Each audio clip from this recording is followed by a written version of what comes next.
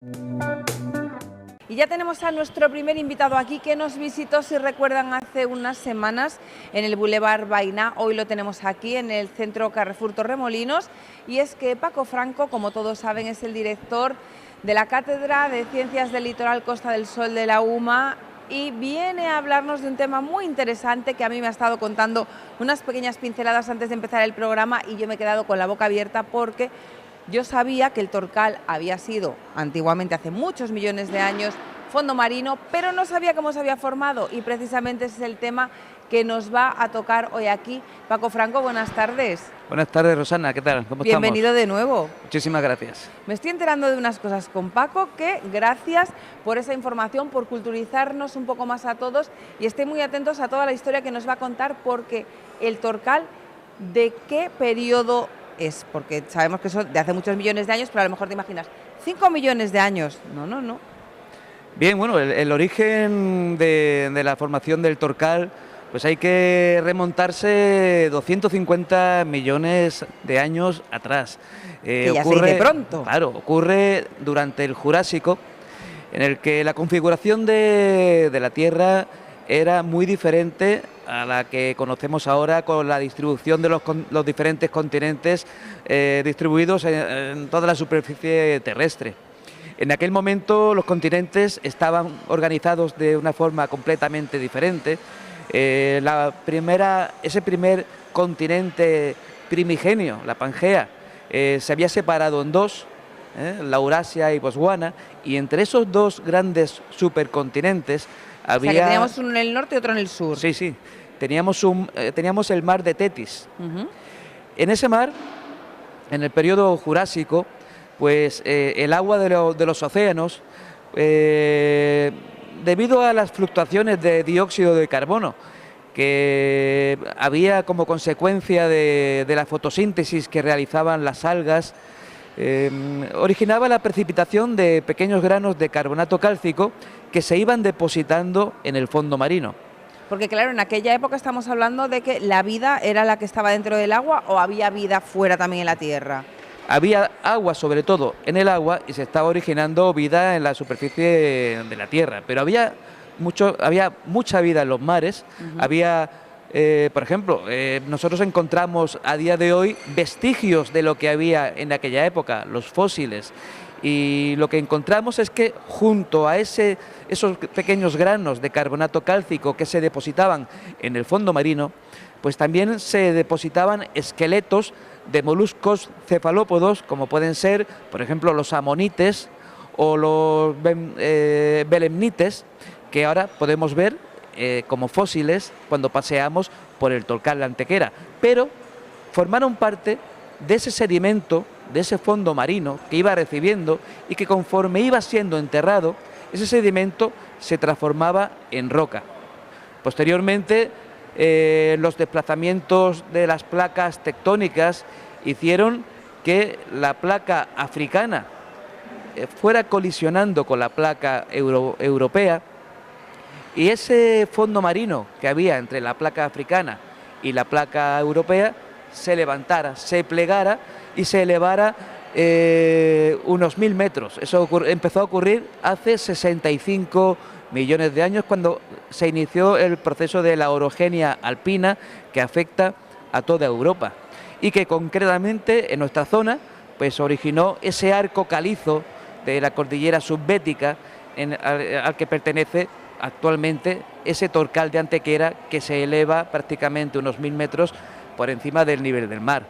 Claro, que yo sabía que en su día había sido fondo marino, pero yo me imaginaba que el agua estaba muy por encima de todas esas piedras, sino es que esas montañas, con el movimiento que nos acaba de decir Paco, de las placas tectónicas que empujaban Europa con África, subió, y son las formaciones que vemos ahora. Si es una orogenia, es un pliegue, eso se genera como consecuencia de la colisión de una placa, la africana, con otra placa, la europea, que genera la elevación del terreno. Los geólogos lo denominan la orogenia, la formación de cadenas montañosas, que en este caso es una orogenia tipo alpino, porque es una placa continental la que colisiona con otra placa continental. También del mismo modo se origina el Himalaya, por ejemplo, con esa orogenia alpina. Pero estas formaciones que vemos como una roca encima de la otra, ¿eso proviene de una segunda etapa. Ajá. La orogenia alpina lo que hace es elevar el fondo marino, lo eleva a 1000 metros, y una vez que está expuesto a la atmósfera que respiramos tú y yo, que es una atmósfera oxidante, es una atmósfera que tiene agua, es una atmósfera que tiene dióxido de carbono, además de oxígeno, que genera una meteorización física porque hay diferentes temperaturas entre las diferentes estaciones del año. Entonces la roca sufre cambio de temperatura entre las diferentes estaciones del año, y no solo entre las diferentes estaciones del año, sino entre el día y la noche.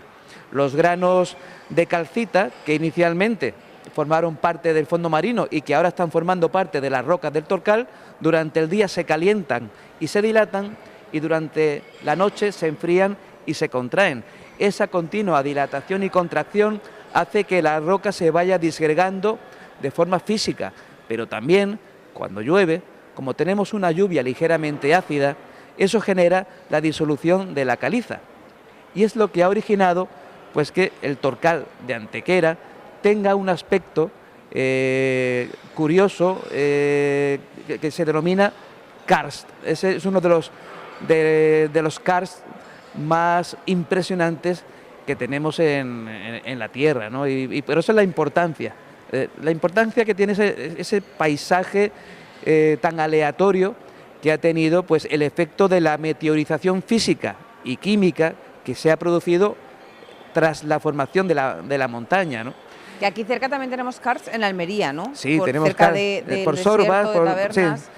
Sí. Y eso ocurre en una etapa posterior a la formación de las montañas.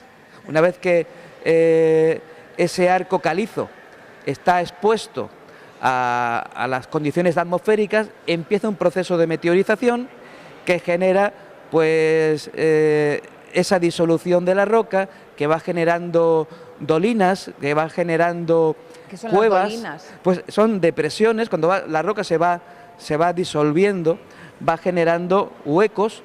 Se pueden encontrar cimas de hasta unos 250 metros de profundidad. O sea que pasear por el Torcal de Antequera debe hacerse en condiciones seguras, con los senderos marcados. Yo no me saldría de los senderos marcados porque puede resultar peligroso.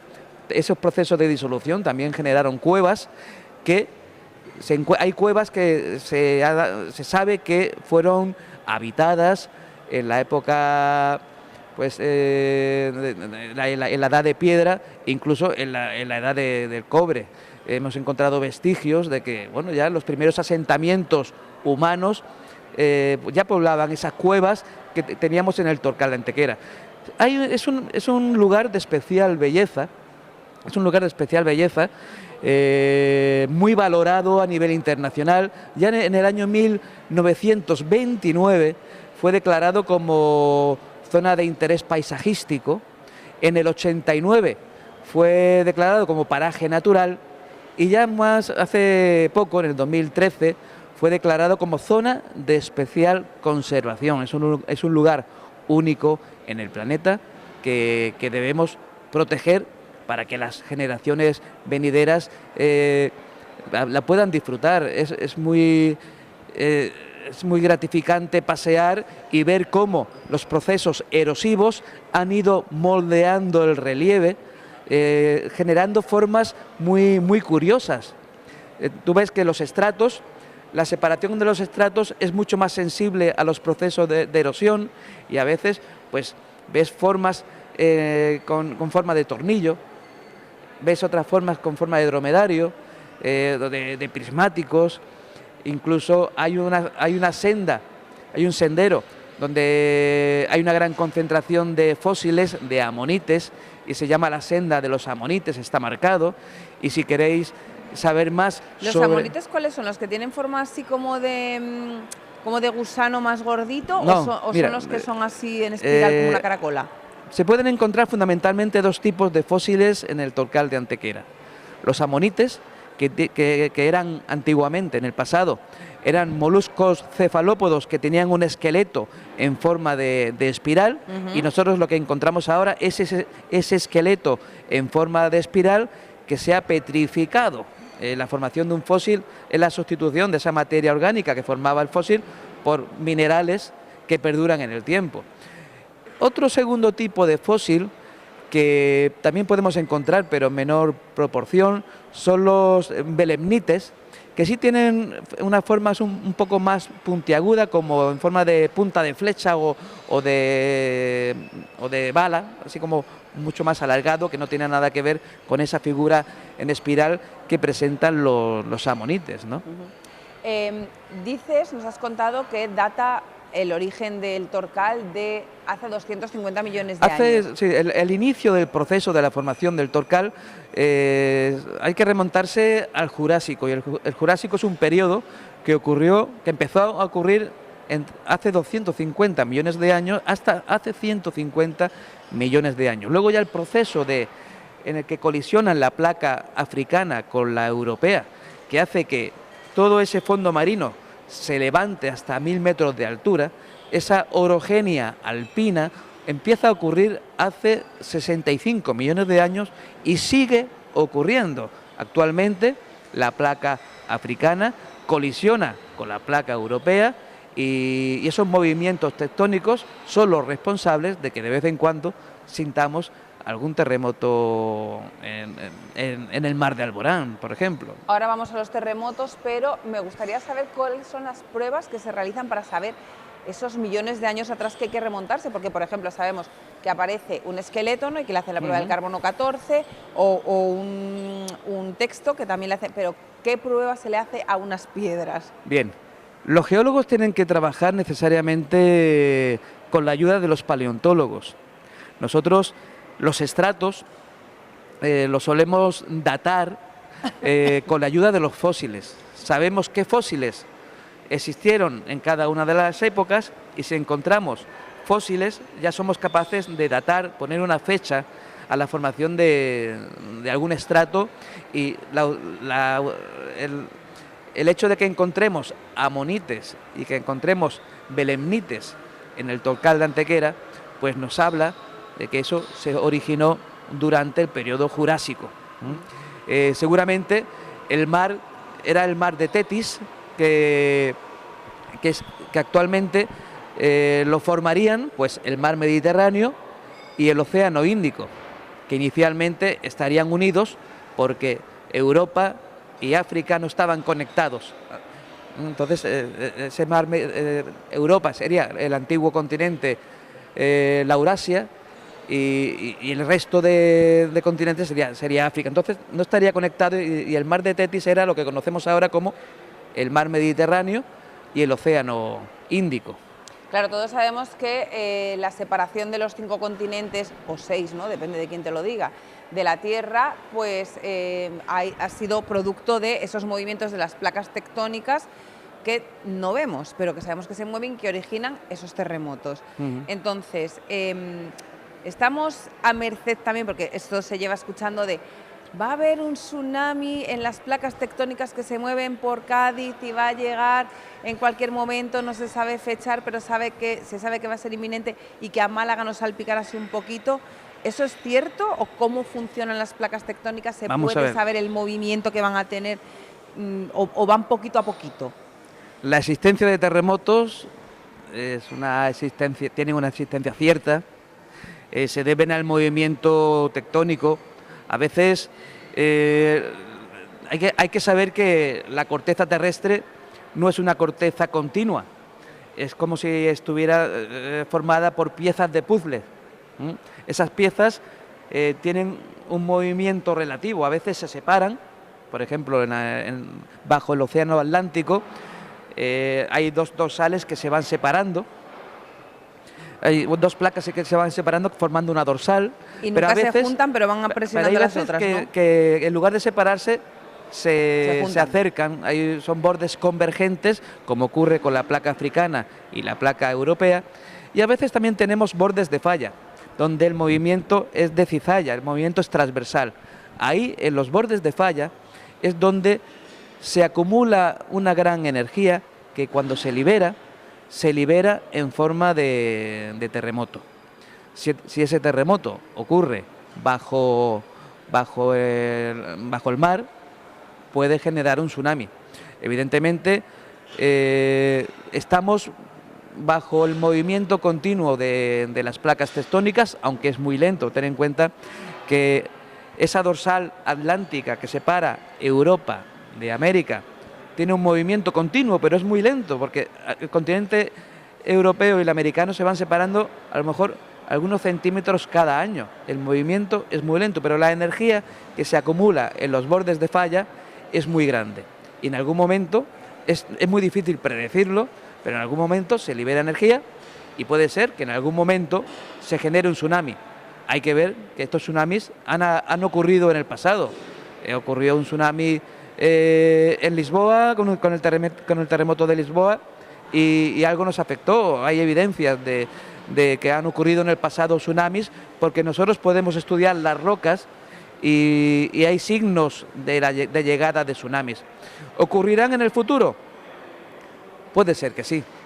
Lo que sí hay que estar alerta, y eso afortunadamente pues tenemos grupos de investigación, incluso dentro de la misma Cátedra de Ciencias del Litoral, un grupo muy potente a nivel internacional, que es el grupo EDANIA, que se encarga de generar sistemas para que una vez que se produce un terremoto, en 5 minutos se sepa dónde va a colisionar la ola. De esa forma, si la ola tarda 1 hora en llegar, se pueden generar sistemas de aviso y de evacuación de las ciudades costeras.